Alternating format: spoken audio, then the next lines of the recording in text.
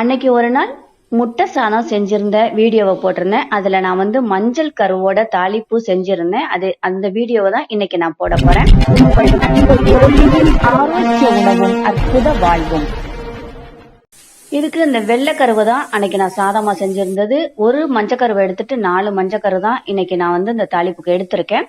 தோசைக்கல்லுல 1 spoon oil heat ஆனதும் 1 இனுக்கு கருவேப்பிலை போட்டுட்டு 3 விரலால பிடிச்ச அளவு மல்லித்தலை போட்டுட்டு அரை டீஸ்பூன், குட்டி டீஸ்பூன்னால அரை டீஸ்பூன் மிளகுத்தூள், 1/4 டீஸ்பூன் சால்ட், அரை டீஸ்பூன் மிளகாய் தூள் போட்டு கருக்கிடாம சிம்பிளையே வச்சுட்டு அப்படி லைட்டா அதை பெரட்டி விட்டுட்டு இந்த 4 மஞ்சள் கருவையும் 2 உடைச்சி எடுத்துக்கலாம்.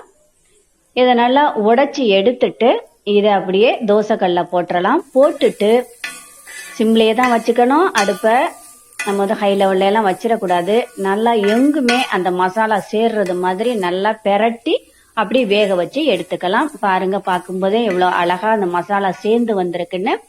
நீங்க இத மற்ற சாதத்துக்கும் சைடிஷ்டா யூஸ் பண்ணிக்கலாம். அதே முட்டையோட வெள்ளைக்கரு சாதத்துக்கும் சைடிஷ்டா யூஸ் பண்ணிக்கலாம். செமையா டேஸ்டியா சூப்பரா இருக்கும். குழந்தைங்களும் விரும்பி சாப்பிட்டாங்க. இது உங்களுக்கு கண்டிப்பா பிடிக்கும், குழந்தைங்களுக்கும் கண்டிப்பா பிடிக்கும்னு நான் நம்புறேன்.